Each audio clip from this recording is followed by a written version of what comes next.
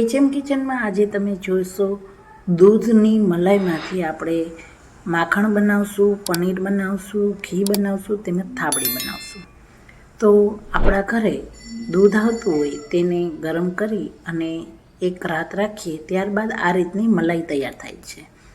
તો આ મલાઈને તમારે 4 થી 5 દિવસની મલાઈ આપણે ભેગી કરતા જ હોઈએ છીએ.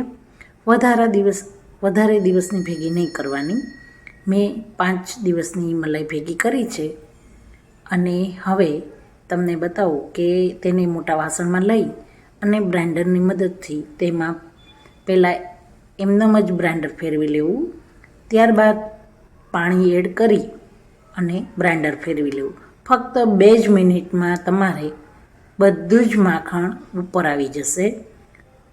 આ પ્રોસેસ હું એટલા માટે બતાવું છું કે આપણે બધા ઘરે માખણ ઉતારતા હોઈએ છીએ, ઘી કરતા હોઈએ છીએ, પરંતુ આ આખી નવી જ રીત તમને આપીશ કે દહીં મલાઈને મેળવવાની નથી, અને તો પણ વાસણ પણ નહીં બગડે ઘીવાળા, અને આપણે દરેક વસ્તુનો લાભ લઈ શકશું.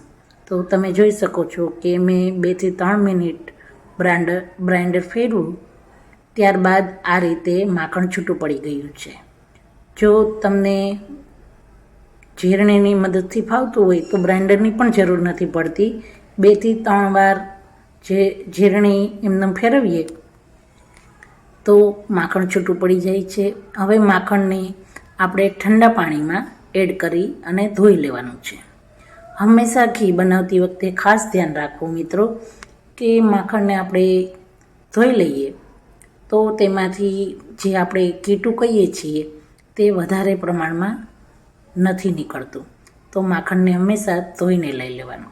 હવે આ જે પાણી તૈયાર થયું છે તેને સાઈડ પર રાખી દઈએ અને તમને બતાવું તો મારે 5 દિવસની મલાઈમાંથી આટલું માખણ તૈયાર થયું છે.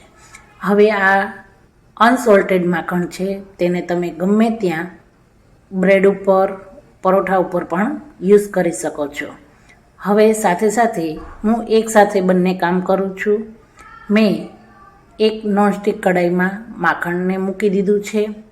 તે પણ ફક્ત 5 જ મિનિટમાં તમારે ઘી તૈયાર થઈ જશે. સાથે જે આપણે માખણ લીધું તે તપેલીમાં પાણી વધ્યું હતું, તો તે પાણીને ફેંકવાનું નથી. હવે તે પાણીને ગેસ ઉપર મૂકી અને ગરમ થવા દેવાનું છે. તે પણ હું તમને બતાવતી જઈશ. હવે પાણી આ રીતે ગરમ થાય ત્યારબાદ તેની અંદર આપણે 1 ચમચી જેટલું લીંબુ એડ કરવાનું. હું અહીં વિનેગર એડ કરવાની છું. પાણી ગરમ થઈ જાય એટલે હું 1 થી 2 ચમચી વિનેગર એડ કરીશ, જેથી પાણીમાં જે પણ પનીરનો ભાગ હશે તે છૂટો પડી જશે. હજી પાણી ગરમ નથી થયું ત્યાં આપણું ઘી ઘણું બધું તૈયાર થઈ ગયું છે. હવે 1 થી 2 ચમચી હું વિનેગર એડ કરું છું. તમારે અહીં જરાક પણ ડરવાની જરૂર નથી. તમારી પાસે વિનેગર નથી તો તમે 1 ચમચી લીંબુનો રસ પણ એડ કરી શકો છો.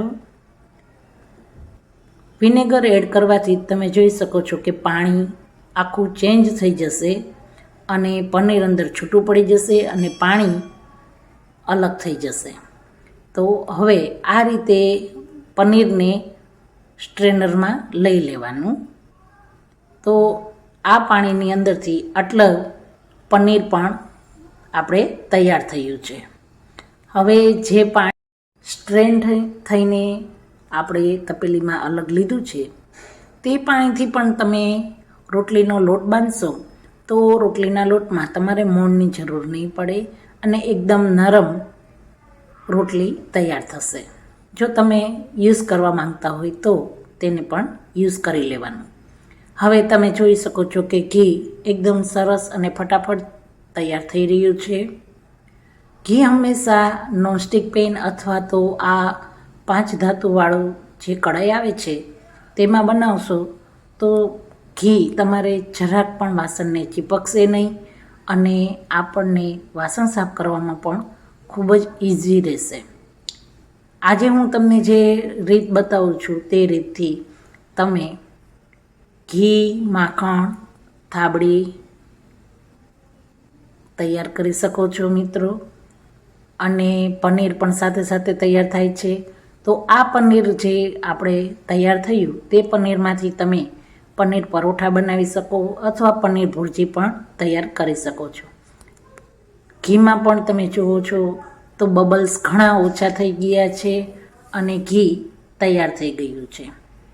આપણે મલાઈને મેળવી અને ઘી બનાવતા હોઈએ છીએ તો ત્યારે આ ઘીની અંદર જે કીટુનો ભાગ રહે છે તે આપણે જવા દઈએ છીએ. પણ મેં અહીં મલાઈ મેળવી નથી અને એમનેમ જ પનીર અને ઘી તૈયાર કર્યા છે. ક્યારેક આપણે ઘી બનાવવાની રીત પણ ચેન્જ કરીએ તો ઘણો બધો ફાયદો થતો હોય છે. તો તમને મારો આ વિડીયો ઘણો હેલ્પફુલ રહેશે તેવી હું આશા રાખું છું. અને મિત્રો, મારા ચેનલને તમે લાઈક કરી દો, શેર કરો અને નવા આવ્યા હોય તો સબસ્ક્રાઈબ અચૂક કરી દો. તમે જોઈ શકો છો કે બબલ્સ થતાં ઘણા ઓછા થઈ ગયા છે અને ઘી પૂરેપૂરું થઈ ગયું છે.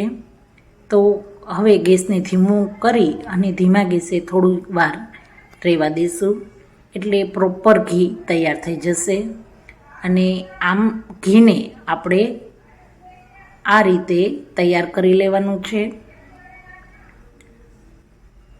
ઘીમાં ખાસ ધ્યાન રાખવાનું કે આ રીતના પૂરેપૂરા બબલ્સ થતાં બંધ થઈ જાય ત્યારબાદ ગેસને બંધ કરવાનો. તો હવે લગભગ મારું ઘી તૈયાર થઈ ગયું છે. હવે ઘી ઠરી જાય ત્યારબાદ તેને કાચની વરણીમાં હું લઈ લઉં છું. મિત્રો, ખાસ ધ્યાન રાખવું, અહીં એક નાની ટિપ્સ દઈશ કે ઘી ગરમ હોય ત્યારે ક્યારેય કાચની બરણીમાં અથવા કાચના વાસણમાં લેવું નહીં. વધારે ગરમ હોવાથી કાચનું વાસણ તૂટી જવાનો પૂરેપૂરો ભય રહે છે. અને ઘી ગાળી લીધા બાદ તમે જોઈ શકશો કે સ્ટ્રેનરમાં જે પણ આપણે ભાષામાં કહીએ છીએ કે કીટું તૈયાર થયું છે તે એકદમ વ્હાઈટ જ રહ્યું છે. અને આ કીટું એકદમ મોળું હશે અને આ કીટાને પણ આપણે ફેંકી નથી દેવાનું. આને તમે એકદમ દૂધનો માવો તૈયાર થઈ ગયો છે. આ જો ભરેલા શાકમાં યુઝ કરવા માંગતા હોય તો તેમાં પણ લઈ શકો છો. કોઈ પણ મીઠાઈમાં મૂળા માવા તરીકે પણ લઈ શકો છો. આટલું ઘી મારું બનીને તૈયાર થયું છે. હવે જે માવો બન્યો છે તેને તે જ વાસણમાં લઈ અને માવા પ્રમાણે ખાંડ એડ કરશું. તમારો જેટલો પણ માવો તૈયાર થયો હોય તેટલા પ્રમાણમાં તમારે ખાંડ એડ કરવાની. મારે અહીં થોડો ઓછો બન્યો છે માવો, તો હું 2 ચમચી જેટલી ખાંડ એડ કરીશ અને તેને ધીમા ગેસે થવા દેશું. એકદમ સરસ લાલ કલર આવી જાય એટલે તમારે આપણે જે થાબડી તૈયાર થાય છે પ્યોર થાબડી તૈયાર થઈ જશે. તો મિત્રો, આ રીતે તમે ફક્ત દૂધમાંથી જ ઘી, થાબડી, માખણ અને પનીર 4 વસ્તુ તૈયાર કરી શકો છો. તો મિત્રો, ફેટવાળું દૂધ લેવાથી આપણા ઘરે જ આપણે ઘી તૈયાર કરી શકીએ છીએ અને પનીર પણ ઘરે જ બનાવી શકીએ છીએ. મલાઈ દૂર કરી દેશું ત્યારબાદ દૂધને ટોન મિલ્ક તૈયાર થઈ જશે. તો જેથી તમારે તે લેવામાં પણ તમને પ્રોબ્લેમ નહીં થાય. ઘણીવાર આપણે હેલ્થ માટે ડરતા હોઈએ છીએ કે ફેટવાળું દૂધ યુઝ ન કરવું. તો ડરવાની જરાક પણ જરૂર નથી. આપણું ફેટવાળું દૂધ પણ નથી આપણે લેતા. આ રીતની થાબડી તૈયાર થઈ જાય છે. તેમજ આપણને દૂધ પણ સરસ મળે છે, ઘરનું ઘી મળે છે. આ 1 રાત પછી તમે જોઈ શકો છો કે ઘી જામી ગયું છે. તો ઘી, પનીર અને થાબડી આપણી ઘરની જ બને છે. આ રીતનું બટર તૈયાર થઈ જાય છે. તો મિત્રો, આ રીતે તમે પણ બનાવો ઘી અને તમારે કેવી રીતનું બને છે તે મને કોમેન્ટ કરવાનું જરાક પણ ના ભૂલશો. ફરી મળીશું નવા આઈડિયા સાથે HM કિચનમાં. Thank you.